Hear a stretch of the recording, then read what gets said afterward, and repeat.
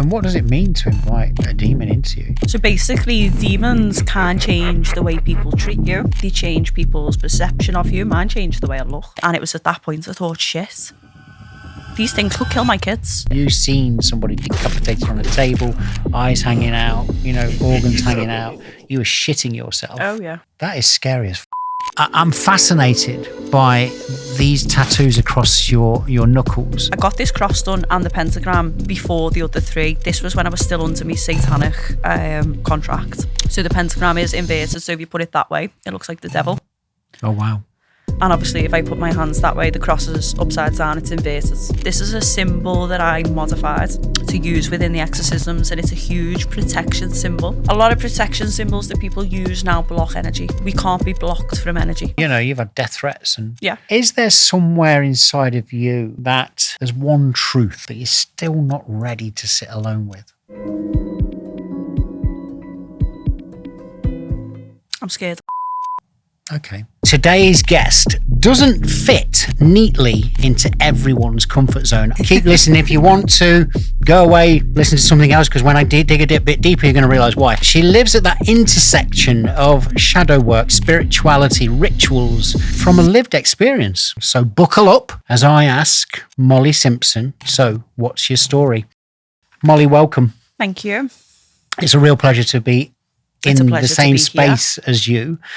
We spoke outside the studio. We are here today in Liverpool, your hometown. The best city in the Wales. There you go. You heard it from Molly herself. I used to live here, and there was an interesting thing that used to happen when I got in the back of taxis or just conversations, walking my dog maybe. It would always come out. So what are you, mate? Are you a red or a blue? It's such a common thing to be asked when you're in Liverpool because the power of the football and everything else that we know is there, isn't it? You've got a big, big football culture. Are you a red or a blue? I'm a red, but that's just because they're the best. You know what I mean? If you just win more, I have no interest in football whatsoever. But we spoke as well about the fascination in this city, didn't we? About its history. There's a certain energy, 100%. But there's also another side, isn't there? Yeah. That you pick up on. Yeah, 100%. I mean, Liverpool has been an oppressed city for many, many years. You've only got to go back to like Thatcher and stuff like that. And we've always managed to rise up and come out the other side of that oppression on top. And I think that is what gives us that energy is, you can't hold us down. You can't, we will always rise. You can't. No matter what. Yeah, Scousers are a very special breed. Oh, yeah, 100%. 100%. If we go back even way before Thatcherism into the slavery of that's it. We were a big hub that we've got a lot of history here. Not all of it's nice. In fact, most of it is not nice, but that gives us this power. You know what I mean? Because we have for generations gone through these difficult times and still managed to prosper. I know. It's incredible. So I like to give my audiences a bit of a backdrop. And I don't necessarily need to go way back into things, but, tell us a little bit about, if you can, your childhood, growing up. Yeah. So it wasn't great. My mum's an addict. My stepfather was abusive. He was also an addict. My nan used to look after me. I'd still live with my mum, but she would always check in. She knew things weren't great, you know what I mean? But all my aunties, uncles, they're all drug addicts, they're all drinkers, they've all been diagnosed with mental health and stuff like that. And growing up for me, I knew exactly what I didn't want to be like. Luckily, I'd say my family have actually probably cursed in one way, shape or form. So it was difficult, there wasn't always enough to eat, we never went on days out or anything like that. But it was my mum that first introduced me to magic, albeit her style of it was probably not very proper. But, she was the first person that taught me how to read cards, to do spells, and about this power that one is inside of us, but the universal power as well, and the ability to make life work for you rather than the other way around. But yeah, it wasn't great. I left school in year 9. I broke my foot and then I decided I weren't going back. I was bullied heavily. Like, we were always dirty. Like, the collars on the shirts were always minty because, you know, there was never any lecky and stuff like that.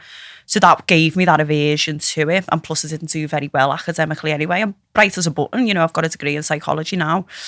But at the time, it wasn't for me. I've got quite severe ADHD as well. So you can imagine, I'm like, you know what I mean? I can't sit still type of thing.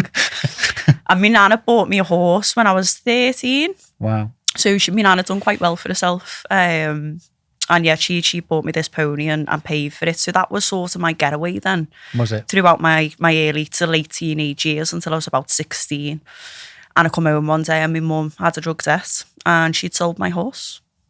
God. I was devastated, absolutely devastated. So was my nan, because my nan never seen a penny.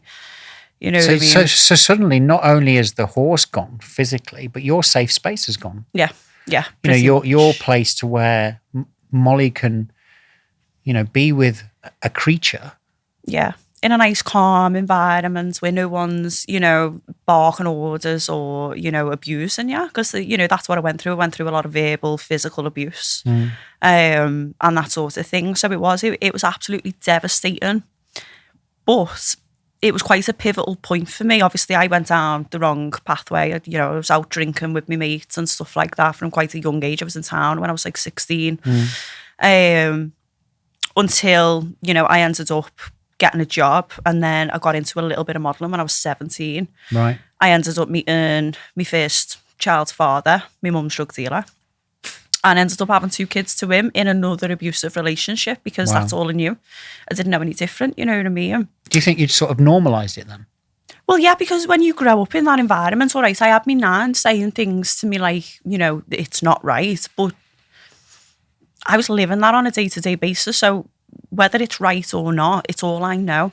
And I did know that it was wrong because there was times, even as a young child, I remember being about 7 or 8, speaking to one of my friends about it, and she said to me, like, your mum shouldn't do that to you. My mum would never do that to me. And I thought, well, I'll tell another person, and if they say that it's wrong, then I'll tell someone else. And then it was like, I'll tell a professional, and if a professional tells me it's not right, then I'll go into it. But it was just a way of escapism for me that I could tell someone if I wanted to. But then you get into that guilt. You love your mum, don't you? As a child, you want your mum to get into trouble and stuff like that. But like I say, it just got worse and worse as I got older. And that's why I took an easy way out into that relationship, really, and moved out. In that relationship with, you know, this known drug dealer, was the moments there where there was a bit of sort of, you know, I can imagine there was often tension, but, you know, I've heard you talk about, you know, he was twitching at the curtains and he had a lot of control over you, a lot of coercive behaviour, a lot of sort 100%. of, you know. I had no money, wasn't allowed to work, couldn't move without him. We weren't allowed to open the blinds. We lived in this tiny street behind Wavertree Town Hall. The 10 houses in the street, it's tiny close, you know what I mean? No one's coming to watch us. But he was just super paranoid because he was a bad cokehead. Was he a user, was he? Yeah, so he was a user as well as a dealer? Yeah, he was always high on his own supply, so I never had any money. But it wasn't great, but as well, he was a lot older than me. He drove a lovely car, so it was that sort of, this is cool. Yeah. Type of thing. And then once you're in that mix and you go, oh no, this isn't what I thought it was, that was just the outward image, you're stuck in it then, you know what I mean? And it took a lot for me to leave. I think it got pretty physically violent while I was pregnant with my second child. He ended up being born premature, luckily not to do with anything that he did. And it was at that point, like, I was devastated having to walk out of that hospital without my son. I just couldn't grasp it. Yeah. And I remember going home to this empty house. He was out doing drops or whatever he was doing. And I sobbed like an animal for hours on end. And then that's when that voice came back. I mean, from a child, I've always been quite psychic. I've always seen things, heard things, had visions and stuff like that. But it had shut off late teenage years until this point. And this voice just comes in and said, Molly, you're going to have to get a grip. You're going to have to do something about it. Get a grip, because you can't just sit here and sob. What are you changing? And I was like, oh shit, yeah. What am I going to do? So I packed my bin bags, waited for the day the baby got discharged, jumped in a taxi and turned up at my mum's doorstep with 2 bin bags and 2 kids. Wow. And I was back to square one then. Yeah. I'm very desperate as well, because I thought, like, I'm not putting my kids through what I grew up like. And all right, my relationship with my mum got better. Obviously, I had a bit of money. She wasn't as bad on the drugs. She was still a cokehead, still drinking, but it was managed. Yeah. You know, she wasn't getting up in the morning like she was at the ends and snorting lines and stuff. But I had that pressure on me then, because I was like, this isn't just me and my kids. Now I'm going to have to look after her as well. What am I going to do? I've got no money. I'm a single parent. And what age were you at this point? So I your second son's was been born. Only just gone 21. So I was still a kid. You don't even know who you are, no, really. No. You've not discovered your... Well, that's it. I had my first child at 19. Wow. So, you know, I was a kid. That's the way I look at it. I was a child, and someone should have stepped in there and gone, no. Yeah. But obviously, when you come from that sort of background, it is normalised. It's cool. It's, oh, yeah, well, you know, you can give us loads of drugs now, Molly. You go and do what you need to do. Because that's what my mum's idea of it was. Right. You know what I mean? God. So, yeah, it turns up on my mum's doorstep with this pressure on me. And it got to a point where I was suicidal, because I thought, no, this is everything. Like, I never want to put my kids through this. And all right, I wasn't a drug addict and she wasn't as bad at the time, but it was very triggering for the abuse that I had suffered as a child. Yeah, you know what I mean? So I thought, what am I going to do? And I tried all kinds of stuff to get back into modelling and this, that and the other. And in the end, I thought, I know, I'll sell my soul to the devil. So I did. How Molly's just thrown that into the conversation then. I sold my soul to the devil. Yeah. Before we go there, I want to ask you, I think, so we spoke about this as well, didn't we? Is it always in us to be aware? Oh, it's in every single one of us. Okay. You spoke about then when you had this feeling as a young, very, naive almost, because you've been forced to grow up in a way, hadn't you? Oh, yeah, 100%. But you said that you heard this Molly, what's going on? Your mum had seen things in you, because she'd, you spoke about her teaching you spells, as you call it, your words, not mine. Yeah. And do you think that, that was the start of shall we call it witchcraft, the spiritual side of you? Do you think, do you reflect now with clarity of mind and think, when did it really start? No, I was 2. I was 2 and I was hearing voices. Were you? Like there was a time, God, I must have been 3, 4 maximum, because of the house that we lived in. We'd moved when I was about 6, so it must have been between the ages of 3 and 5. And I'd gone downstairs, I wanted something sweet. I was hungry. I had to stay upstairs when my mum was partying and stuff with my stepdad. Yeah. My brother, obviously, his dad was different to my stepdad, so he was out with him a lot and he was looked after, whereas I wasn't.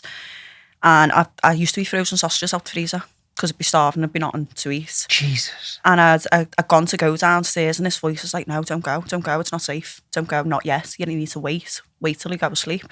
And I was starving, and I was a kid, and I was just like, no, I'm hungry, I'm going. I don't care, and I'm going to get screamed at.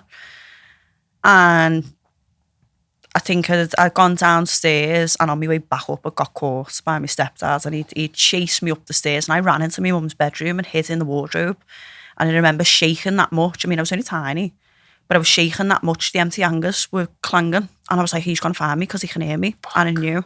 Oh, my God. And he's come and he grabbed me out the wardrobe by my ear. I wet myself in fear, and he booted me up and down the landing. Fuck. You know what I mean? And it was, that voice has always been there trying to help me in one way, shape or form, at least keep me safe. But those voices have changed as time's gone on. So I've got 2 male guides at the moment, and I've had them for about 10 years. Right. No, maybe 12. But before that, there was a woman as well as a male voice. I don't hear the woman very often, but now and again she will come through, but she's definitely some kind of ancestor connected to me, whereas the male guides that I've got, I don't feel any bloodline connection with them. I don't feel like I've known them in a past life for whatever reason. They've just been assigned with me on this journey. I mean, one of my guides is called Ezekiel. You can find him in the Bible. He was a necromancer, which is a bit odd. However, looking at some of the stuff that I've been through, it's quite useful to have him, because he knows what it's like dealing with the dead and the darkness, not the darkness and stuff like that. So it's a good fit. we live in today's world where there's a pandemic of mental health issues that we recognize, and some people are considered to be psychotic or they've got, split personalities or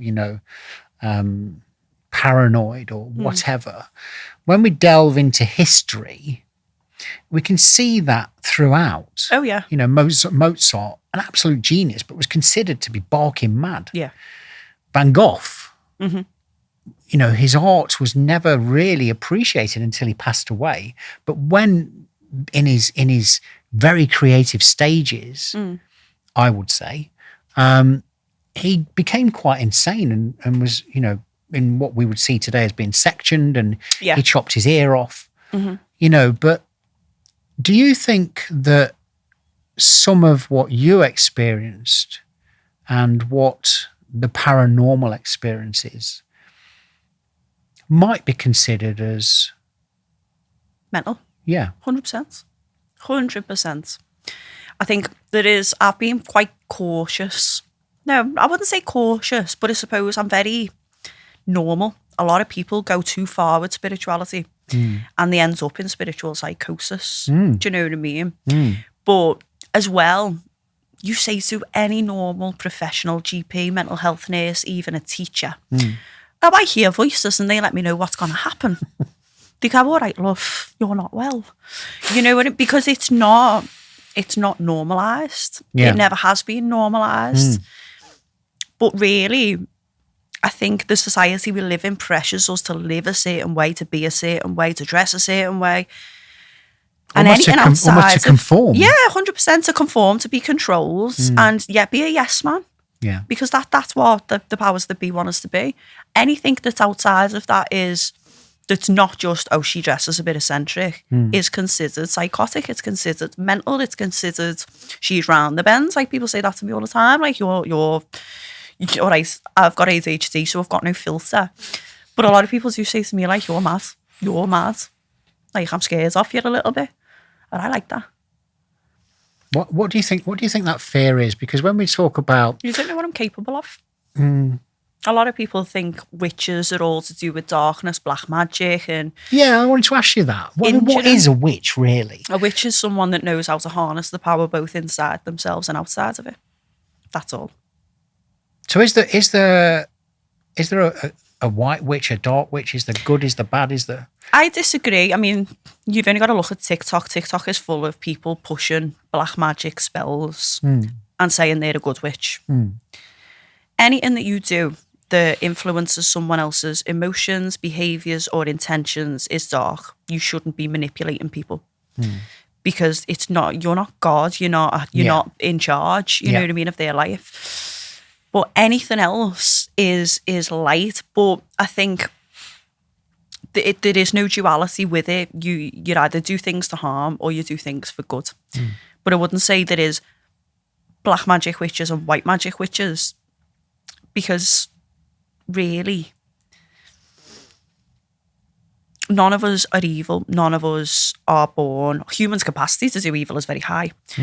But none of us go into it and go, I'm going to do this. It's always a result of this person's hurt me or done something horrific and I want to hurt them back. Yeah. There's nothing wrong with balancing magic and returning what's being sent to you to someone else.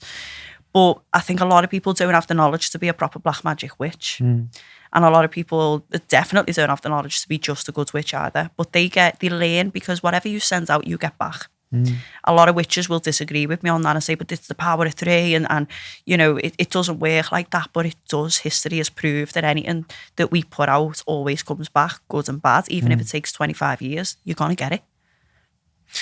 I think the other thing as well is that it just occurred to me, actually, just as we're talking then, which is I like that to happen. I like it to just It's natural, yeah. Yeah. Is that we live in a very, very different space now, don't we? And again, if we seek back into history, witches were witches, and there was a fear of the witch, because whether he or she, I think it was usually a woman, that, like you say, could invite and channel certain messages that perhaps people didn't like to hear. Oh, yeah. Yeah, you get a lot of that now, though. Like, you see people who'll come to me for a reading, and sometimes it's not all, I don't know, rainbows and sunshine. Sometimes it's your fellas cheating on you. Sometimes it's, you're going to get sick. And does that happen? Yeah, all the time. Like, I've predicted cancer before today.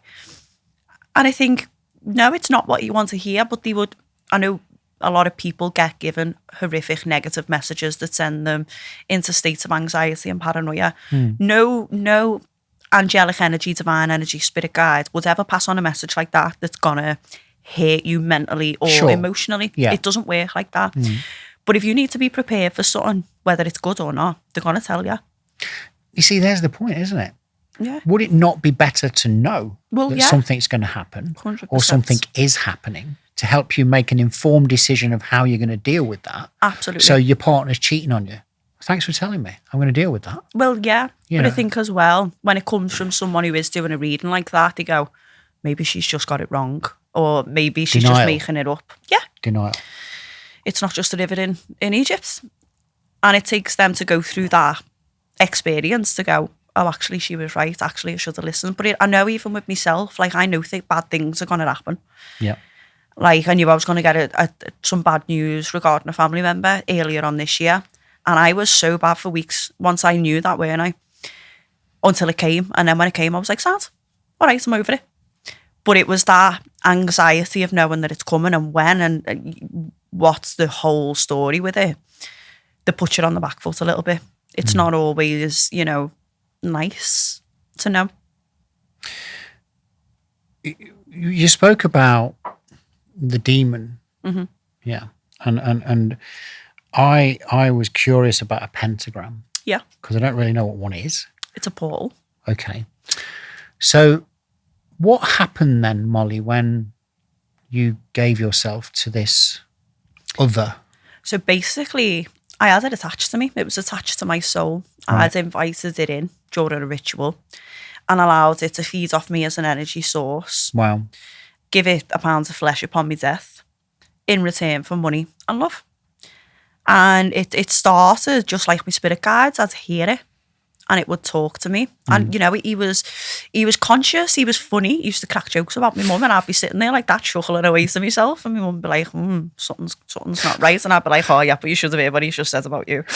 And it started off really nice and it was helpful and it was, like I say, it was funny and we were buds until it started, I didn't uphold my half of the bargain, then it started killing me from the inside out. Wow. And it turned and I began to hear, obviously, dark stuff. I was seeing horrible situations and scenarios in my mind. Wow. All kinds of different dark demonic voices. But the worst thing for me was you can hear hell when you've got an attachment like that, especially a willful one that you've conjured.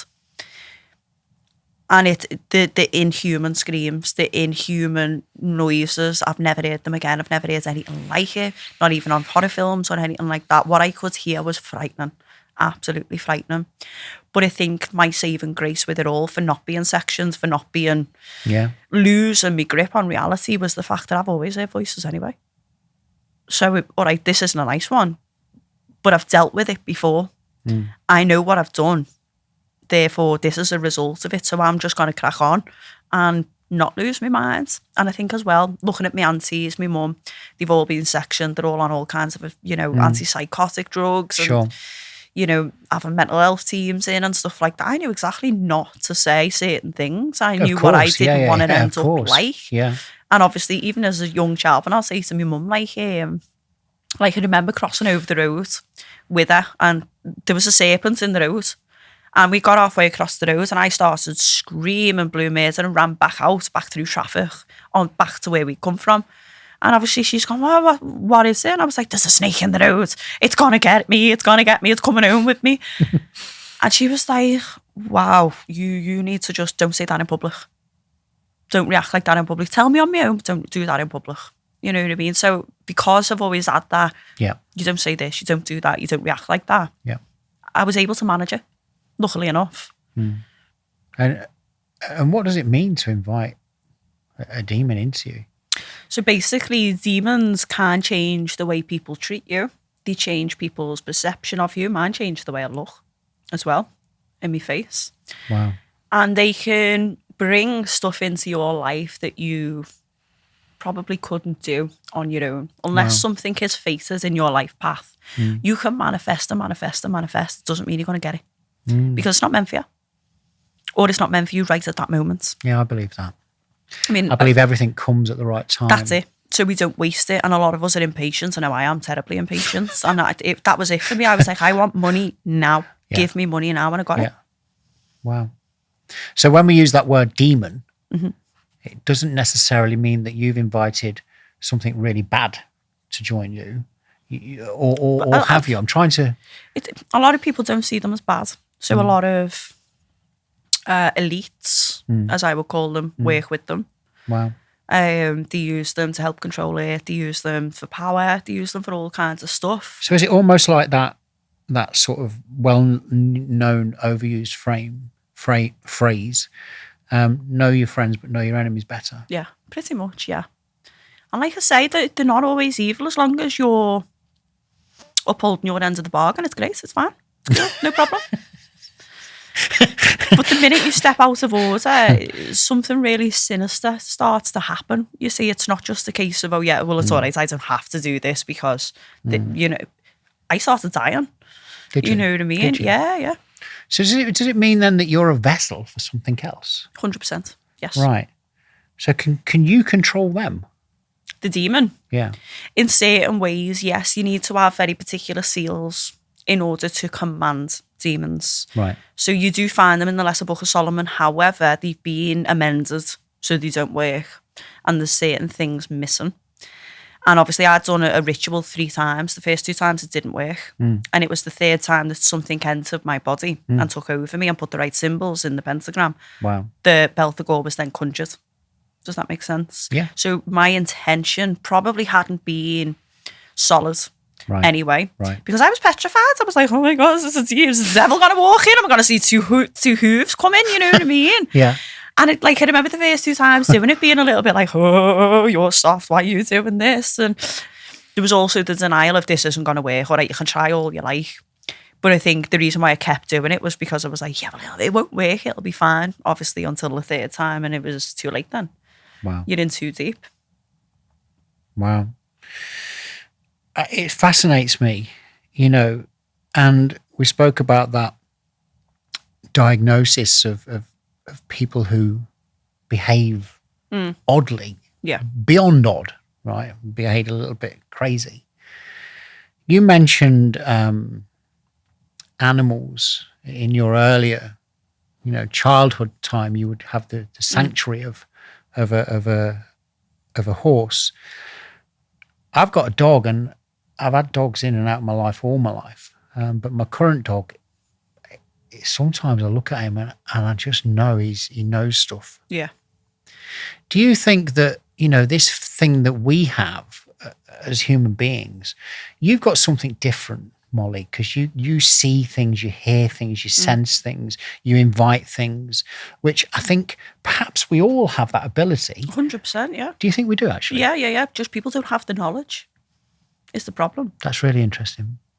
But with animals, do you think that they have something that we're not quite aware of? Yeah, definitely. It is because they are so totally primal in their instincts. They don't know anything else. There is no ability to overthink. I mean, don't get me wrong, some dogs have anxiety, don't they? Horses can have anxiety. But does that come from their human? I think it comes from human, and it comes from the lived experiences of them. You know what I mean? But I think as well, even down to dogs see in black and white. So they will be able to pick up things that our eyes can't as well. Yeah. Similar with cats see in a different way to us. Yeah. They'll see things that we can't necessarily pick up. Like a lot of people say that cats are very protective against the spiritual realm. Like they pick up demons, they pick up shapeshifters and stuff like that. I mean, it's not true with my cat. There's absolutely nothing going on behind their eyes. But with the dog, I'd say yeah, because the dog won't enter the pentagram. I'll get a pentagram out on the living room floor if I'm performing an exorcism, and she'll lie on the bed and she won't move. Really? Or there's times when I've been injured doing an exorcism, when I've been cut or burnt or, attacked by an entity. I've got scars all over me off it. And the dog will bark like mad every time before it happens. And it's like she knows, she can sense the energy is getting stronger. So she's not soft, you know what I mean? But again, it is just that primal instinct.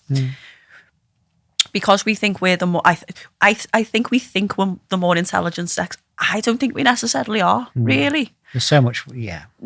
There's a lot of blurred lines with it. However, because they are solely reliant on those instincts for survival and they know nothing different, it's easier for them to, one, be in the moment, but two, be in flow with the universe. There is no resistance with them, because what are they resistant for? They don't have to conform to societal norms or, you know, our own self-beliefs and stuff like that. There is none of that with animals. Therefore, they're constantly in the moment and in the flow. I think that's, yeah, I've heard that, you know, certain species are very binary. They're in the now. Of course, you mentioned there that, you know, they will remember bad things that have happened to them. Of course they will. But they're so beautiful. And horses have this sort of perception. They can almost smell fear.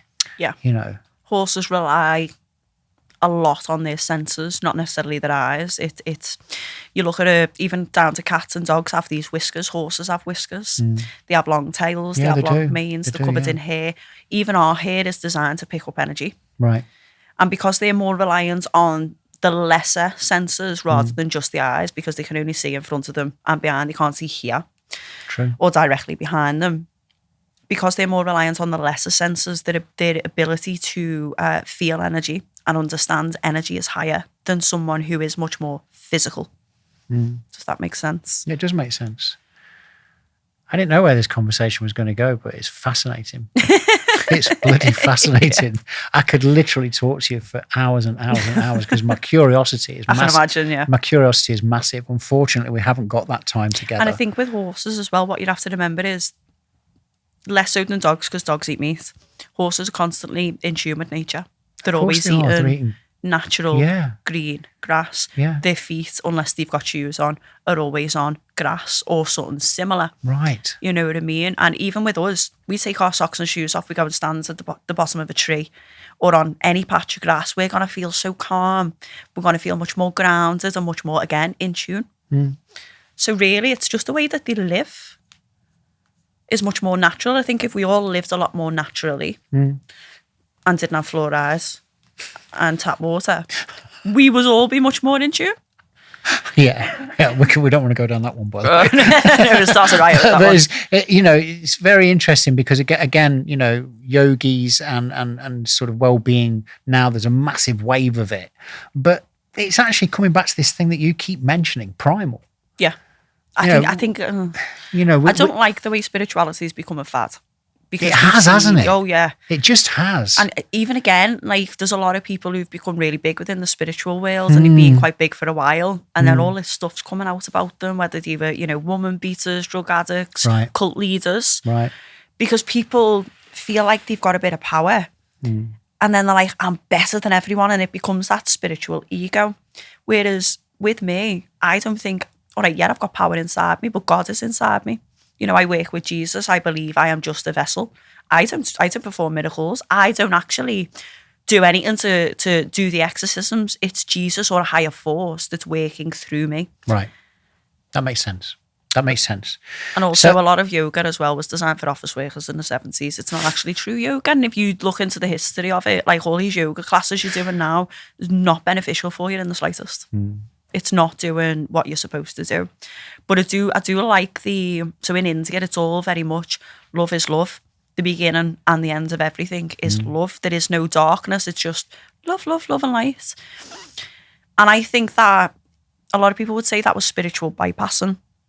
And I've got to disagree, because even when you go through darkness or depression and you feel like shit, you show yourself love and compassion, you're going to get through it a lot quicker and a lot easier than when you're berating yourself. There's no greater power than love. No, exactly. And, you know, on that point, somebody said to me once, oh, you know, I can't believe in anything spiritual. You know, the Bible and Jesus and God. And I struggle because, like, I don't know, like, has anyone ever seen this fella? You know, I was exactly the same. You know, in this book thing, like, is it, you know. It wasn't even written by Jesus. It was written by kings and all kinds of people. Yeah. But what they did say to me was, and I countered it, was, I don't know, is the answer. Yeah. But that means they're open to it, though. Yeah. But I also said, Molly, do you love your wife? Do you love your child? Do you love your mum? Do you love your dad? And they went, yeah. And I said, so what does love look like? Yeah. I don't know. Do you? I know how it feels. Yeah. But I don't know what it looks like. Mm-hmm. So has anybody seen love? No. Not it's really. It's a frequency. Yeah, there you go. I don't even think love is an emotion in that way. It's I a think funny we one, feel isn't it? happiness. Yeah. And I think we feel all the, the gizziness and the all lovely. And we all want it. We know when we've got it, right? Love is pain. Really, love is the ability to go, yeah, I accept you in all of who you are. I know you're going to hate me because you're only human and I'm going to hate you. But we're still going to choose each other at the end of the day because I love you and I am committed to loving you no matter how hard it is. So it's an action as well as a frequency. Yeah. I think it's very much anything but an emotion, really. So you perform exorcisms and sort of ridding things. Yeah. Inviting them in almost to then dig deep into them. So was there a moment in your work that genuinely scared you? Oh yeah, few. Not just spiritually, but sort of psychologically, that made 100%. You almost question what I was doing. Yeah. Yeah. So, cut a long story short, I'd had someone in that wasn't there for an exorcism. It was someone I'd known for quite a while. They were going through a difficult time. Okay. Again, they struggled with addiction and a lot of low vibrational behaviours, and they'd asked me to sit with them while he did a DMT ceremony. What's DMT mean? DMT, it's a bit of a psychedelic. We produce it in the brain when we're in a dream state. Okay. But people take it to initiate hallucinogenic effects. Right, but you're asleep. Right. Basically, it's not like mushrooms where you're awake and everything's you're asleep. And he went under with the DMT and he's talking me through what he's seeing, and he ends up in the second dimension, which is the demonic realm.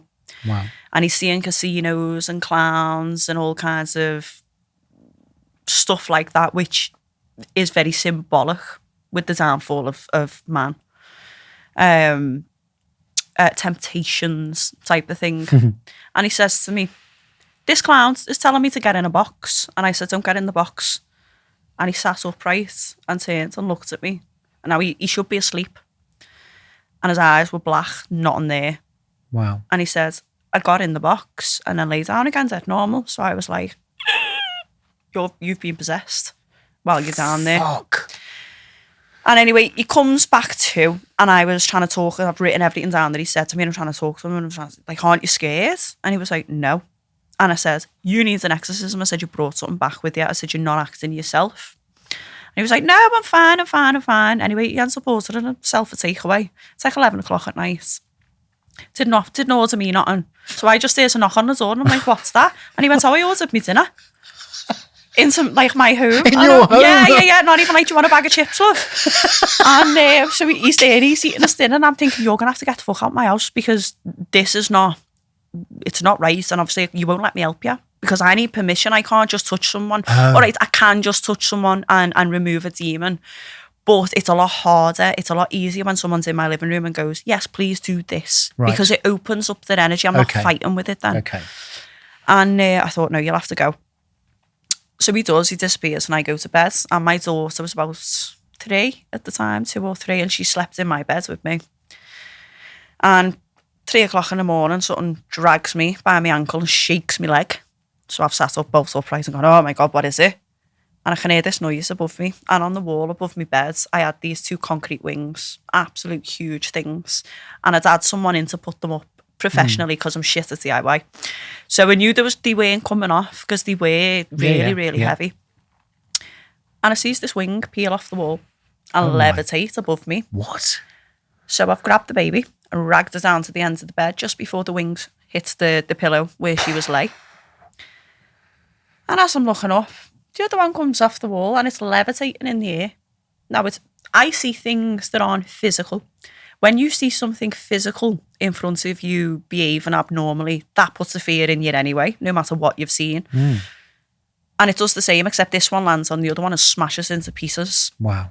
And I'm like, oh my God. There's a demon in my house. I need to get up. And my guide's saying to me, I need to get out of bed. Like, picks the baby up, puts her back in her own room. And as I walks onto my hall, there's a mirror on my wall directly facing the stairway you go down. And as I looks in the mirror, there's blood pouring from my face and I've been gashed here. Don't know whether you can see the scar. Yeah. Perfect crescent moon shape. And as I runs down the stairs, like I'm dripping with blood, and I walks into the living room and all my tarot cards were on top of my cupboard.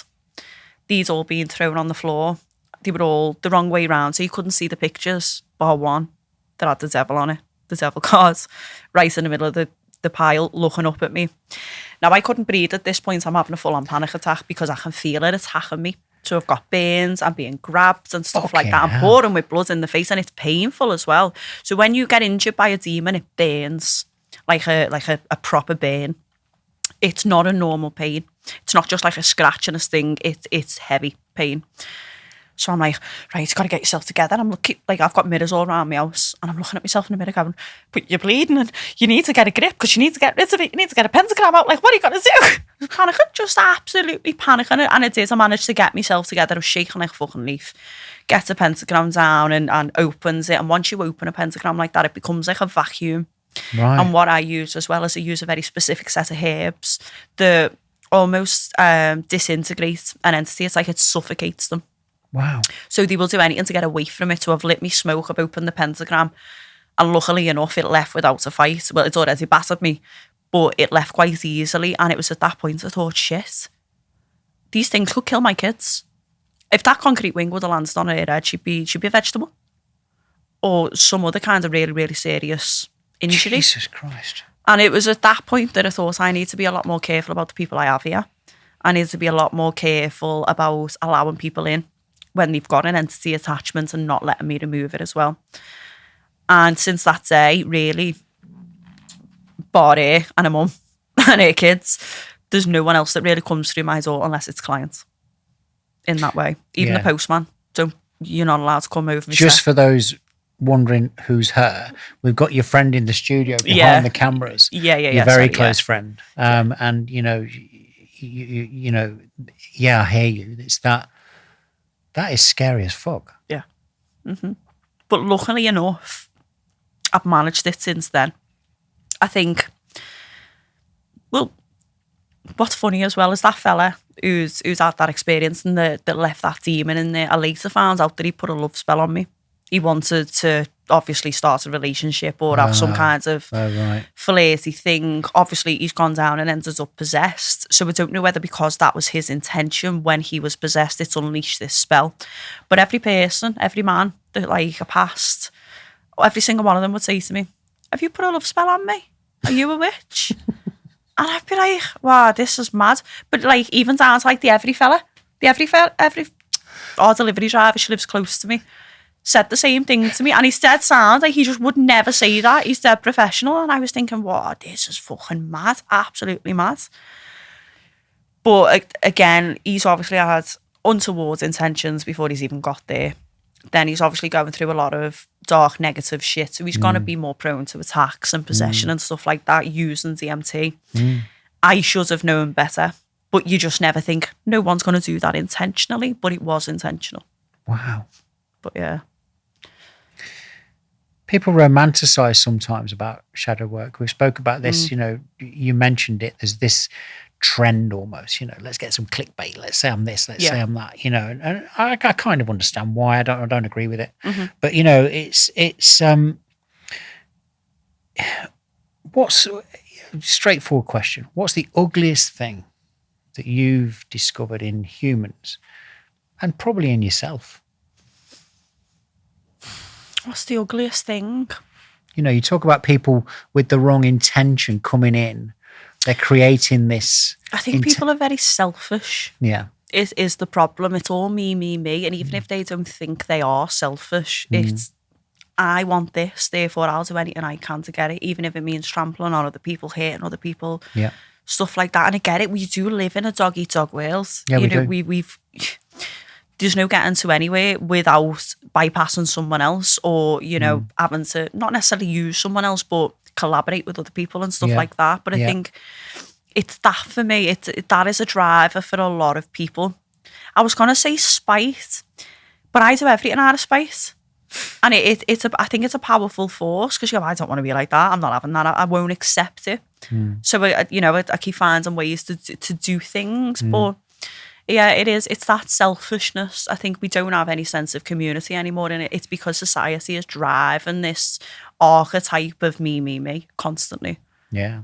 I mean, again, I think about my grandparents, beautiful people, but very simple, lived on a council estate, lived in a council house, nothing wrong with that whatsoever. They showed me everything. A lot of what I have of my traits now are due to my beautiful nana and granddad. Yeah. My granddad was very much a man's man. He worked several jobs. Yeah.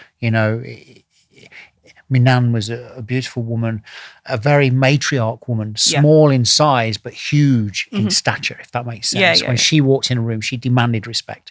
She was into spirituality and witchcraft and stuff. She loved it. She loved to have a tarot reading and stuff like that. She was very much my nan's thing. She was a great cook. She taught me, how to, knife skills, cooking, this sort of thing. Yeah. But the reason I'd give that backdrop is her back door was always open. Yeah. Yeah, yeah. She lived in quite a rough area. Oh, yeah. But her back door was always open. The way it was. Lily, you there?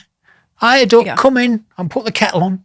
Right? Yeah, people were always, no one was ever in the house. No one ever really sat in the backyard or the back garden. You were all in the street. Yeah. Your nan was on the street. She was having a cup of tea. Everyone was coming round. She feeds all the kids in the street and stuff like that. And like you said about your granddad, he's gone out. He's worked 7 jobs. He was a provider and a protector. We've lost them roles in society. And it's dressed as that it's much better for us. And I'm not big on the trad wife thing. Don't get me wrong. I think women should be allowed to be independent and earn money and live the lives that they want to. I'm glad you've mentioned that.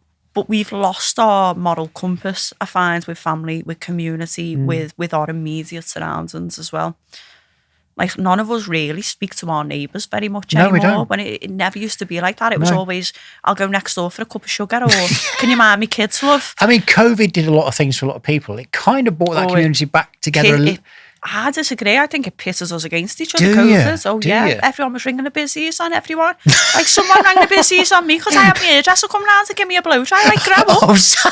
I see what you mean now. I loved lockdown. Loved it. Did you? Oh, yeah.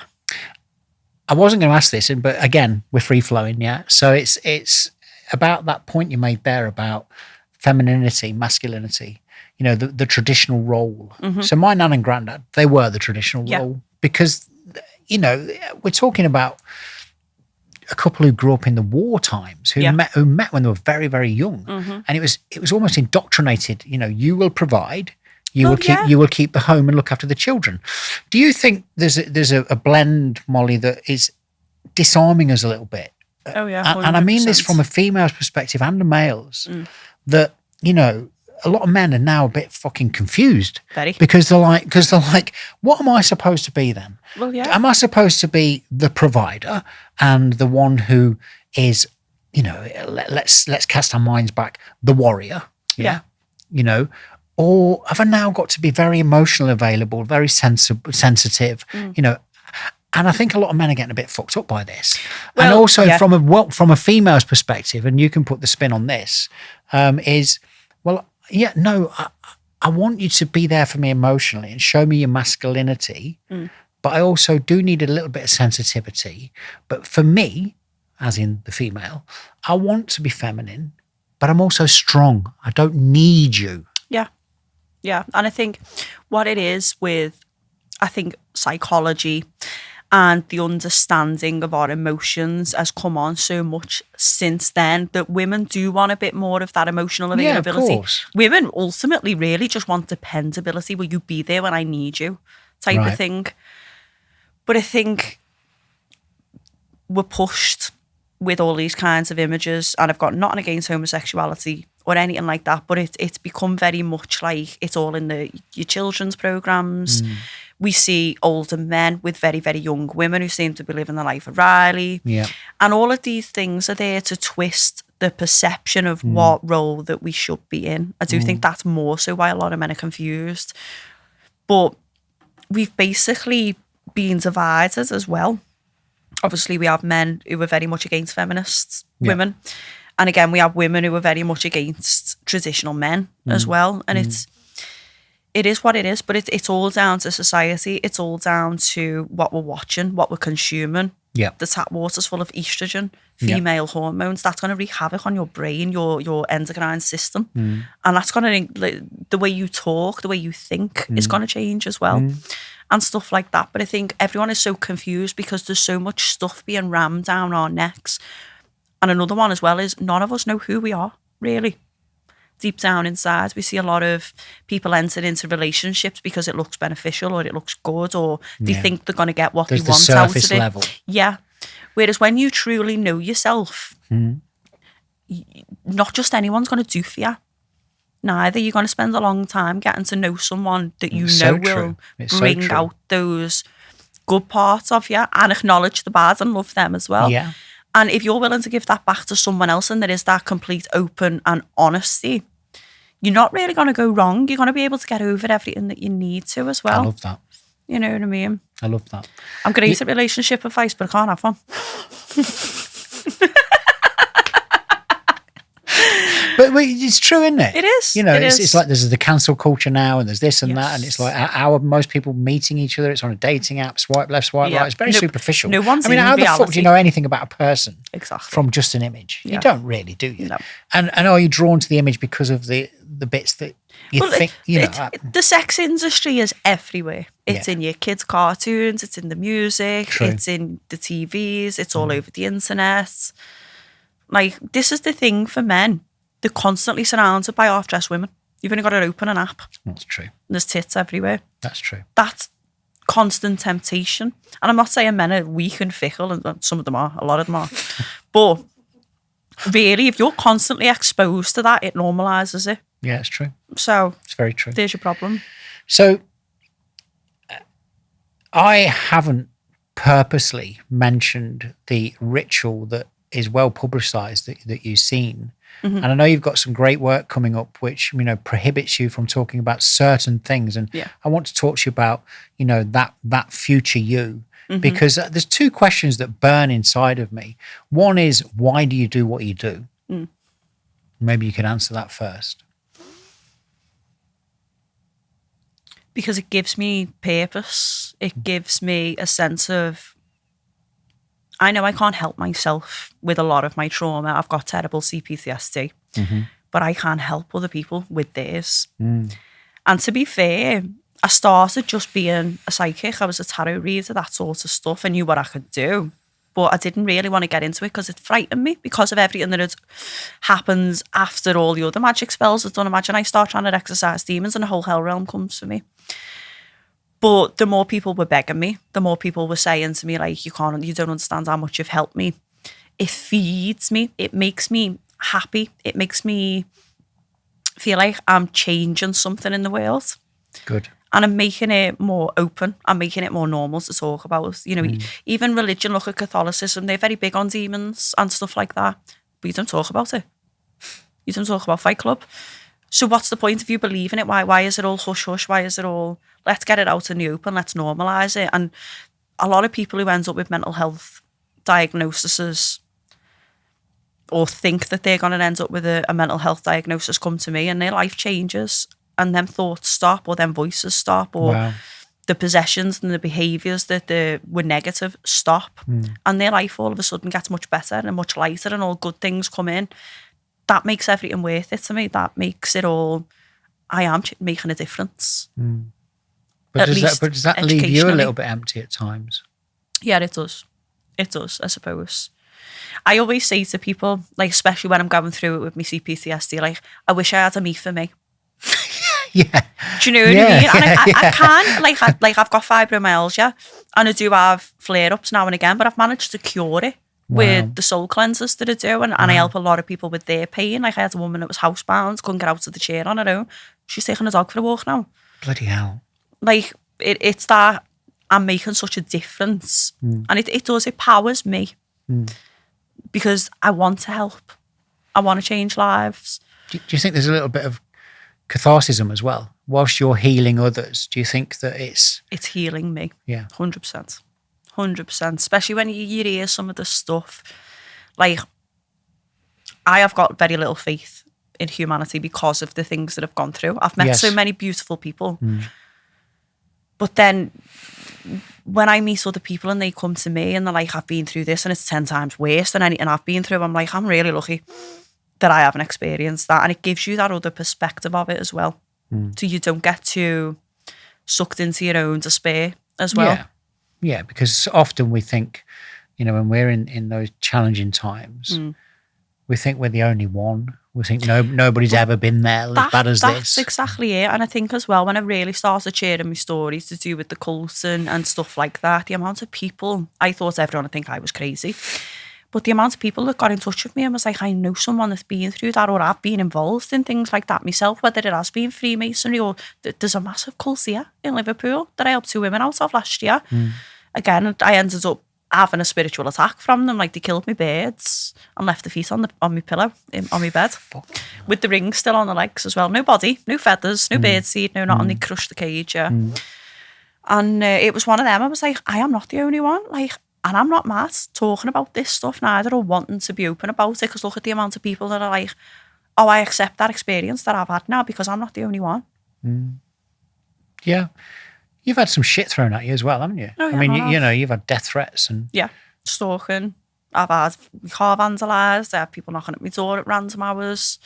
Followed home all here, there and everywhere, even when I've got kids in the car and stuff like that.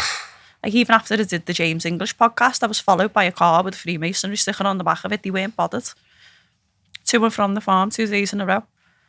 The big geometry sign. And I was like, you aren't even hiding it.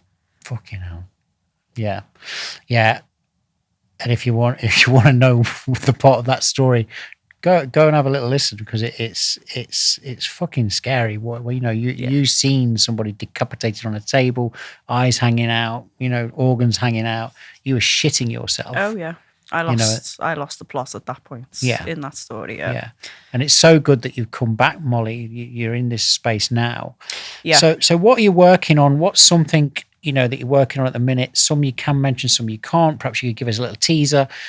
Something that you're really excited about as well. So what I am really excited about, I can't say. I'm afraid. Well, maybe I can ask you to come back for part 2. Definitely. Yeah, definitely. There you go. And then we can talk about it. But there are some books in the pipeline. Obviously, I'm going to write a series of 3 books. Wow. Early childhood, all the stuff that I went through, and then obviously stories from now and what I'm doing.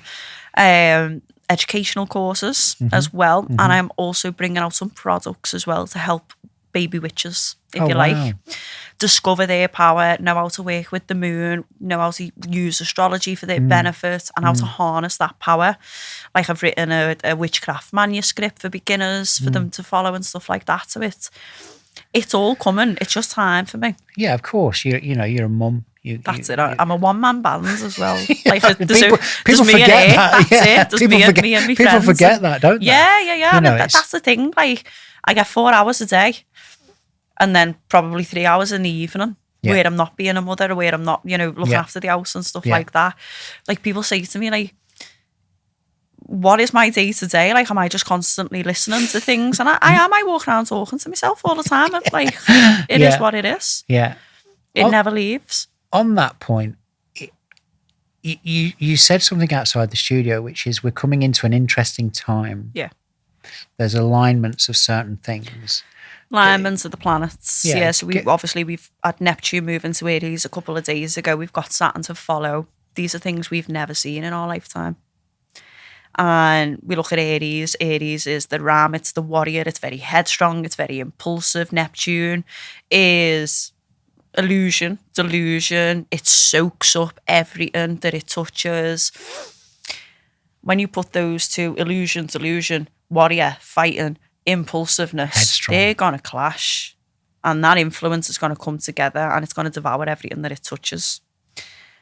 I don't think we're going to have huge, like, World War III or anything like that. I think we're going to see a public civil uprising against the powers that be, against the government. I mean, now you've only got to look at the fact that we can't even protest. We're not allowed to say certain things. Yeah. That's not free speech. That's not following the law when it comes to protesting. And I think people in a minute are going to have enough. I mean, they're doing their best to divide us right now with this racism, stop the boats and flag shaggers and all that kind of stuff. That's going to stop soon, and people are going to wake up and go, it's not about left or right, really, is it? Because if we don't get this government out, they're going to fuck us all up. And I can't wait to see that day. I hope to God it's in my generation. It's interesting when you mentioned there the hot-headedness, the spontaneous, almost irresponsible, the this, the that. You talk to, and I won't put my opinion on this. If you're listening or watching this, who are you thinking of right now? I think there's one individual springs to mind who I think, definitely, he could be a fucking handful. Oh yeah, he already is becoming one, isn't he? Yeah. So, Molly, I'm really grateful for today. Genuinely, you fascinate me. Thank you. You really do. And I think there's a couple of things which I wrote down, and I just think,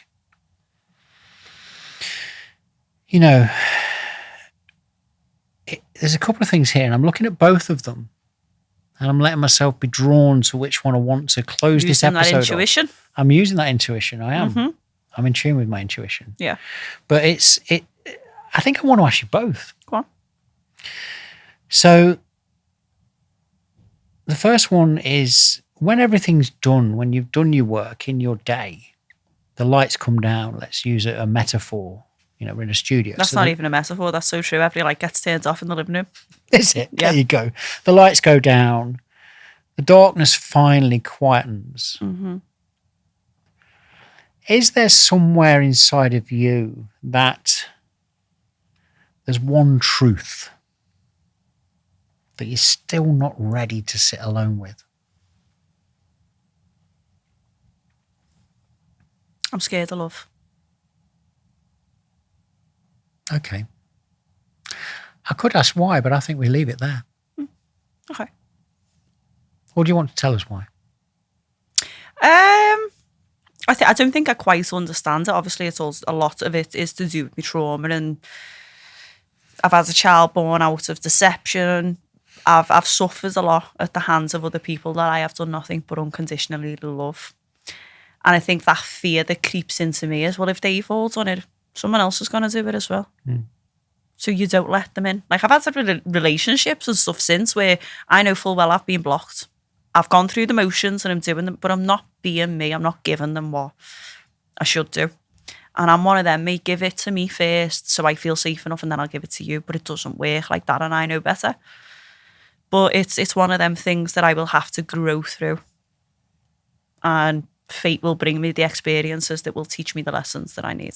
I'm fascinated by these tattoos across your knuckles. Yeah. My son has something there across here that says "Stay Real." A guy I interviewed last week, No Judgment, Chris. He had a message across here. Yours are interesting because some of them are symbols. Yeah. Can you just help me and everybody else? Because I'm always curious about body art. So 5/5 is a number that follows me. We're all born with a birth card. My birth card is the 5 of spades. Okay. But when I know huge changes have come, especially quite traumatic changes have come in my life, I've always been warned. I'd always wake up at 5 to 6 in the morning. So 5 on the clock every single time. So they mean a lot to me. This is an ankh. This is a key to the underworld. So I have quite a strong connection with a lot of Egyptian gods. I do a lot of work with some Egyptian gods. Wow. Like the Sphinx comes to me in my dreams all the time as well, meows at me.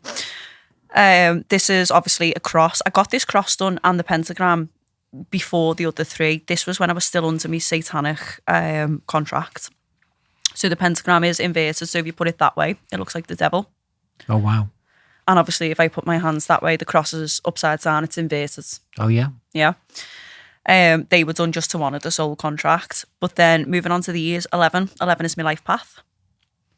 It does look a little bit like a J as well, and my kids' names begin with J, so that we're multifunctional there.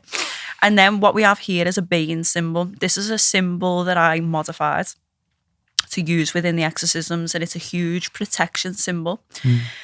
A lot of protection symbols that people use now block energy. We can't be blocked from energy. We need to be in constant flow. So with this, what it does is it draws in light energy and it dissipates the negative or darker energy down to the bottom of the symbol in the direction of the arrows, basically. And the circle at the top symbolises the sun. So we're constantly drawing positive life force energy. That's amazing. And you mentioned that your friend's in the studio behind the cameras, and she just went, "Go on, say it." I hope we can pick this up. You said you've just realised. Yeah, we've been friends for years. I knew the meaning of the tattoos, and it's just clicked that my birthday is the 5th of October. So if you didn't hear that properly, her friend's birthday is the 5th of October. She realised for years, and now she's just realised. Just the pennies just suddenly dropped. Yeah, like, oh my God, Molly's tattooed my birthday on it. How much I love you. But you knew that anyway, right? Yeah, pretty much, yeah. That's how I knew she was going to be my best mate when I first met her. Because I was like, oh, this makes too much sense. Amazing. I want to talk to you now and just say this. How did you feel coming into this episode? Were you like, oh, this is going to be a bit fucking, yeah. And were you scared? Have you come back because you're ready now to watch it? I hope you watch the whole episode, because you can watch the intro and the bits and everything else and you don't get the full story. And everybody has got a story, and Molly's definitely got a story, and her story's far from told. She's on a journey. But let's just reflect for a moment, because what I've heard is this soul, this person has given herself selflessly for everybody else. Yet still she has this void, which means that she can't experience what we all want, which is true love. So does that make you think that life is about selfless acts to give for others to finally get what we want and deserve? I'll leave you on that thought. Thank you for watching. Thank you for listening. Join us again. Hit subscribe. Follow my guests, because they're amazing. They're the ones, not me. And that's the end of another episode of So What's Your Story?